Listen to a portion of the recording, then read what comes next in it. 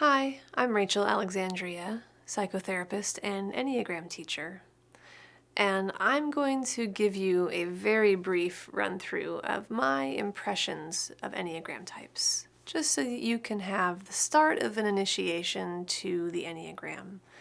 Let me caveat by saying that this is really about your path to self-discovery and to understanding other people, so take this with the grain of salt that it is my interpretation. Take what works for you and leave the rest. So starting with type 1. Type 1 is often referred to as the perfectionist or the reformer. My impression of type 1 is very straight posture, very rigid in some cases, and I'm going to be speaking to the average of all types, not the highest level and not the lowest level usually, but average personality type. Very rigid, a little bit cool, and I'm going to actually modify my speaking voice too. Very by the rules. There is a certain way to do something and a way to not do it. There's a black and white. An example of a type 1 would be, for instance, Monica from Friends, or Brian from The Breakfast Club, Anthony Michael Hall's character. It's a very rules-following, very inner critic oriented type. And what type 1s are working on in the world is learning to stop the self-judgment and find more of their own forgiveness for themselves and the world. So kind of loosening up a little inside of their selves and allowing themselves their own freedom to move in their progression toward type 7. Each of the Enneagram points has two connecting points. Type 2, I'll shift into a little bit, is, I often describe it as more of a elementary school type. There's more smiles, bigger eyes, and it tends to be more warm and relational. They're often people who really interview, like, so what happened when you did this, or how was that for you? It's a really projected, engaged energy. And an example of some type 2s would be, if you've ever watched How I Met Your Mother, the character of Lily is a very, and she actually happens to be a kindergarten teacher, but it's a very sort of big-eyed, engaged relational type. And what type 2s are working on, because they establish relationships on the average level, sometimes in a transactional way. So in that show, for example, there's a point where the character of Lily gets really mad at her friends because they don't hate the same people she hates, even though she can't remember why she hates them. There's this expectation of relationships to contribute back equally to what they deposited into them. So the challenge for 2s is, at a deep level, to find that holy love within and give selflessly, like, for example, Mother Teresa, who's often cited as a type 2 at the highest level. Type 3 is, I'll shift a little bit into type 3. It's, you'll notice a lot of TV news anchors are type 3s. There's a little bit more of a coldness to the eye, a little bit more of a glittering in the eye. And an example of a type 3 would be, so Andrew Clark from The Breakfast Club, which is Emilio Estevez's character. And also, if you watch How I Met Your Mother, Barney Stinson is a very classic type 3. So they're engaged, but more than anything, they're often referred to as the achiever. They're more focused on what's going to make them successful.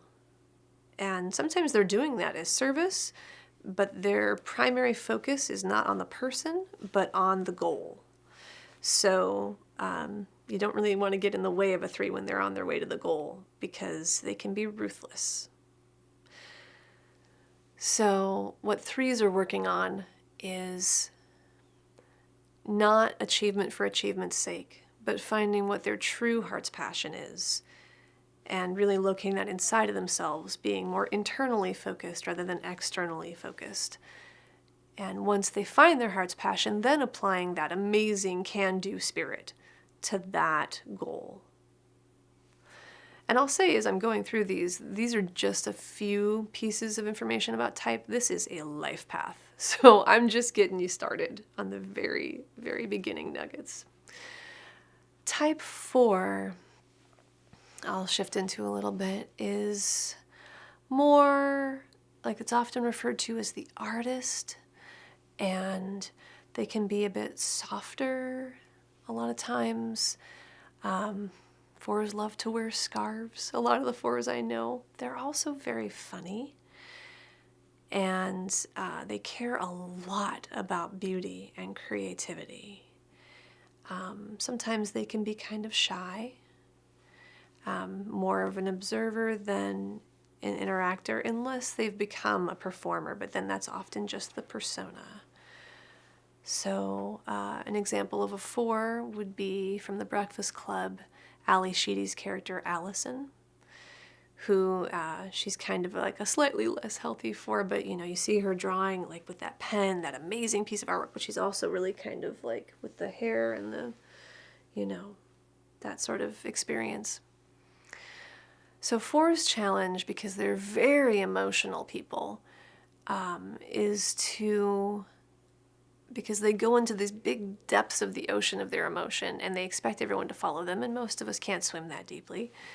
Their challenge is to remember that feelings aren't facts, like to validate and be with their feeling, but then to come back up, coming more towards 1, which is their connecting point, and finding a logical, pragmatic space to operate from, rather than getting sidetracked into what can eventually become the drama of their feelings and experience, while still pursuing beauty and everything else that they care about.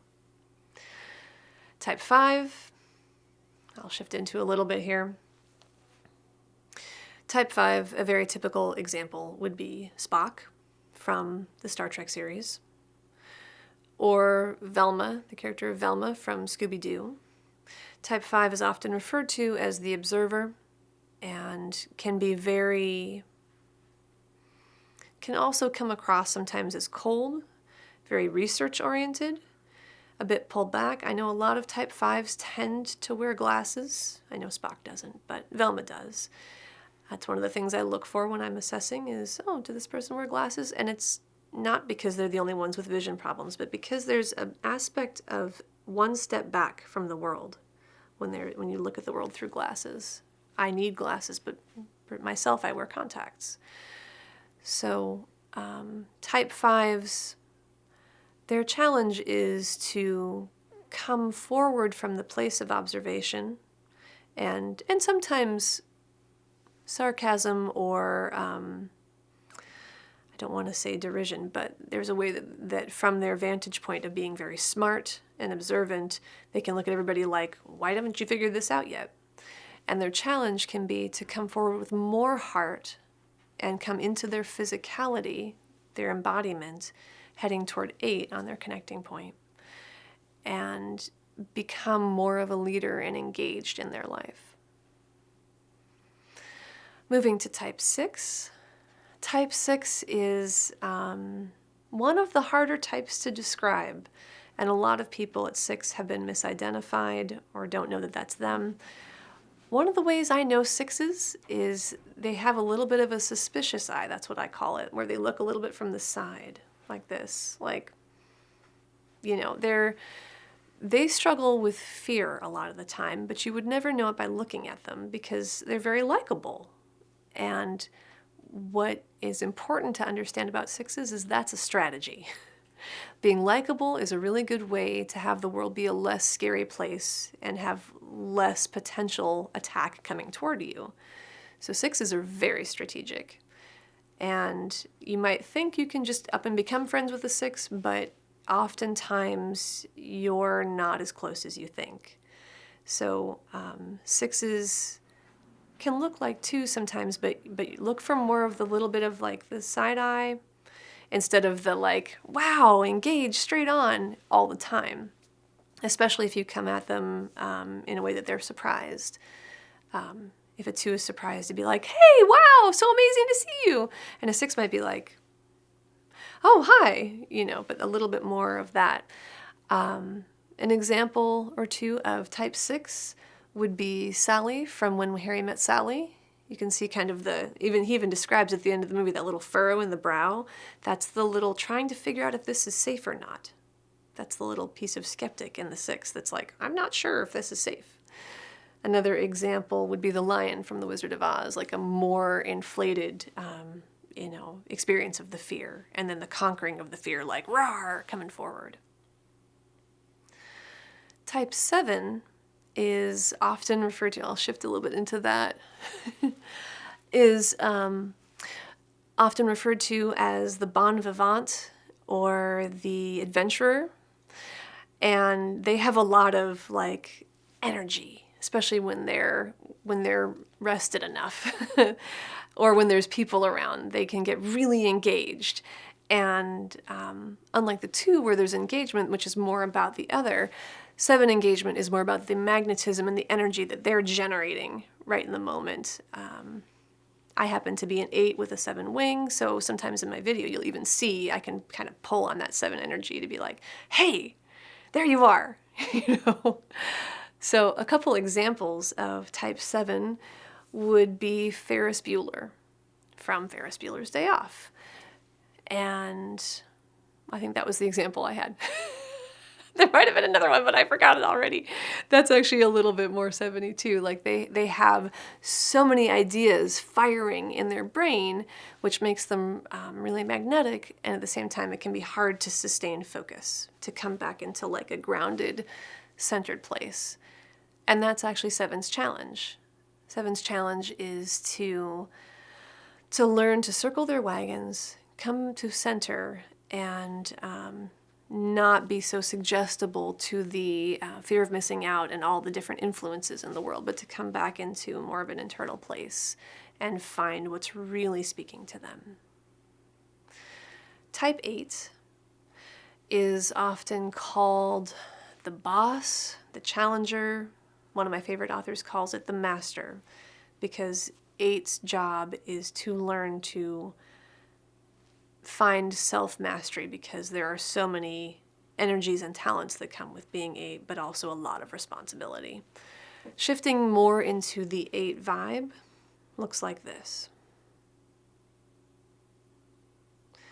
The 8 pure energy doesn't really care about you or many things at all. Like, it's a very hard no. It's often challenging for me to do a full 8 into camera or in an audience, because in order to engage you, like you see me kind of pulling it in again, I can't be full only 8. Because examples of type 8 would be like The Godfather, or like John Bender from The Breakfast Club, Judd Nelson's character. It really doesn't give a crap. I would actually, swear. Usually it really doesn't give a shit. So 8s are really focused on control.